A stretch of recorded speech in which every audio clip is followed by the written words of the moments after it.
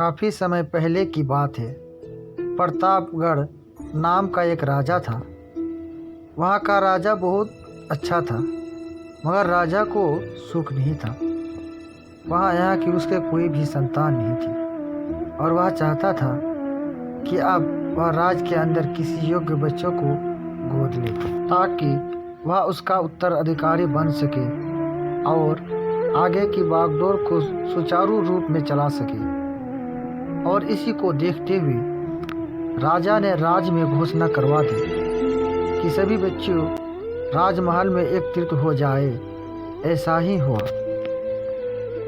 राजा ने सभी बच्चों को पौधों लगाने के लिए भिन्न भिन्न प्रकार के बीज दिए और कहा कि अब 6 महीने बाद मिलेंगे और देखेंगे किसका पौधा सबसे अच्छा होगा। महीने बीत जाने के बाद एक बच्चा ऐसा था जिसके गमले में वह बीज अभी तक नहीं फूटा था, लेकिन वह रोज़ उसकी देखभाल करता था और रोज़ पौधे को पानी देता था। देखते ही देखते 3 महीने बीत गए। बच्चा परेशान हो गया। तभी उसकी माँ ने कहा कि बेटा धैर्य रखो, कुछ बीजों को फलने में ज़्यादा वक्त लगता है। और वह पौधा को सिंचाता रहा। 6 महीने बीत गए। राजा के पास जाने का समय आ चुका था, लेकिन वह डरा हुआ था कि सभी बच्चों के गमले में तो पौधे होंगे और उसका गमला खाली होगा। लेकिन वह बच्चा ईमानदार था और सारे बच्चों राज में आ चुके थे। कुछ बच्चे जोश में भरे हुए थे क्योंकि उनके अंदर राज का उत्तराधिकारी बनने की प्रबल लालच थी। अब राजा ने आदेश दिया, सभी बच्चे अपने अपने गमले दिखाने लगे, मगर एक बच्चा सहमा हुआ था क्योंकि उसका गमला खाली था। तभी राजा की नज़र उस गमले पर पड़ गई। उसने पूछा, तुम्हारा गमला तो खाली है। तो उसने कहा, लेकिन मैंने इस गमले की 6 महीने तक देखभाल की है।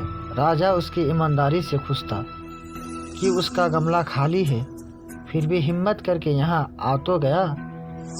सभी बच्चों के गमले देखने के बाद राजा ने उस बच्चों को सभी के सामने बुलाया।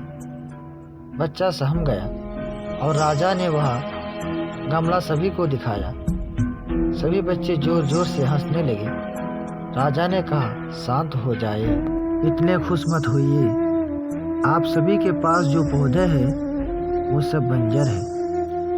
आप चाहते हैं कितने भी मेहनत कर ले उनसे कुछ नहीं निकलेगा, लेकिन असली बीज तो यही था। राजा उसकी ईमानदारी से बेहद खुश हुआ और उस बच्चे को राजा का उत्तराधिकारी बना दिया गया। लेकिन हमें इस कहानी से क्या सीखने को मिला? मेरे हिसाब से अपने अंदर ईमानदारी होना बहुत ज़रूरी है।